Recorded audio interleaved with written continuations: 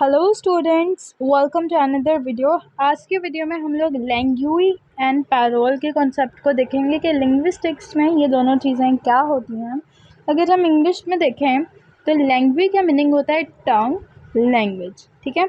और पैरोल का मीनिंग अगर हम देखें तो स्पीच और स्पीकिंग होती है, ठीक है।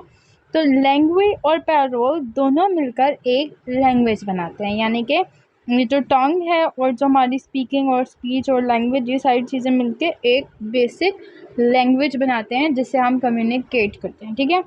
तो लैंग्वेज यानी कि लैंग्वेज और टंग, और पैरोल यानी कि स्पीच और स्पीकिंग, ठीक है। तो अब ये दोनों चीज़ें हैं क्या, इनका कॉन्सेप्ट क्या है, इन लोगों को डिस्कवर किसने किया था? Swiss structural linguistic Ferdinand de Saussure, ये इसकी प्रोनाउंसिएशन पता नहीं क्या है, ठीक है। इनकी एक बुक थी, सेमिनल बुक, जिसका नाम था कोर्स इन जनरल लिंग्विस्टिक्स, ठीक है। यहाँ पर दूसरी लैंग्वेज में लिखा है कोर्स डी लिंग्विस्टिक जनरल, ठीक है। तो उस बुक में इनने 1916 में इसको डिस्कवर किया था, ठीक है। क्लास नोट्स में, ये एक स्टूडेंट थे जब, तब इनने क्लास में एक नोट्स में मतलब ये लिखा था, तो तब ही इस वर्ड का मतलब क्या कह लें ये स्टार्ट हुआ था, ठीक है। इसको डिस्कवर करने वाले एक स्टूडेंट थे।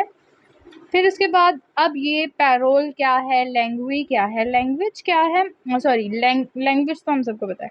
लैंग्वेज को अगर हम देखें इज़ एब्स्ट्रैक्ट, ये एब्स्ट्रैक्ट होती है। It is difficult to observe, ठीक है।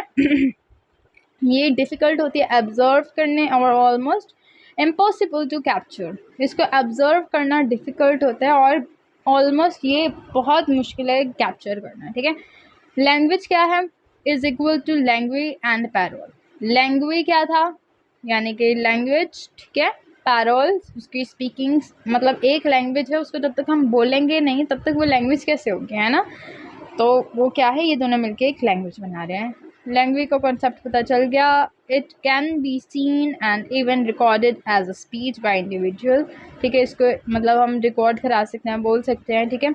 Language is the collective act of the whole race. It is internal and innate.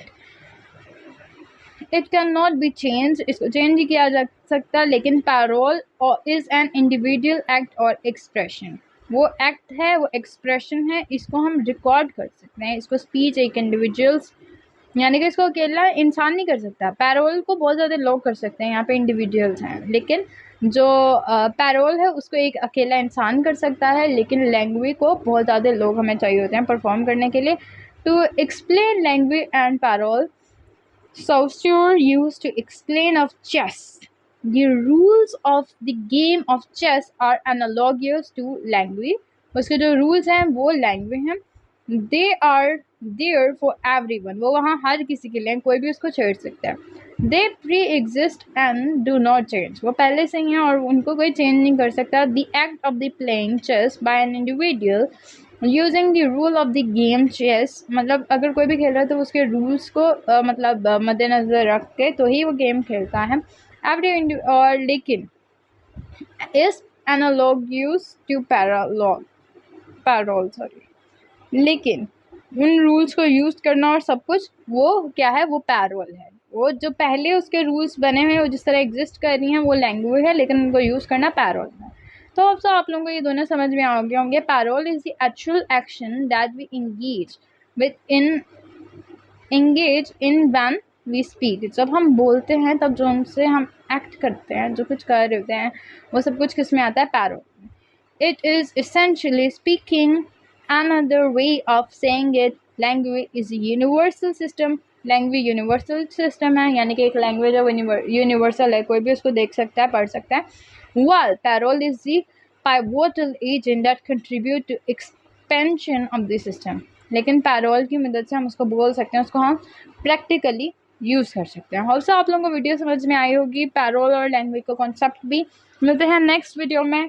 तब तक के लिए thank you so much. Video को लाइक करो, चैनल को सब्सक्राइब करो। अगर कोई भी प्रॉब्लम है तो आप लोग कमेंट कर सकते हो। मिलते हैं नेक्स्ट वीडियो में, बाय बाय।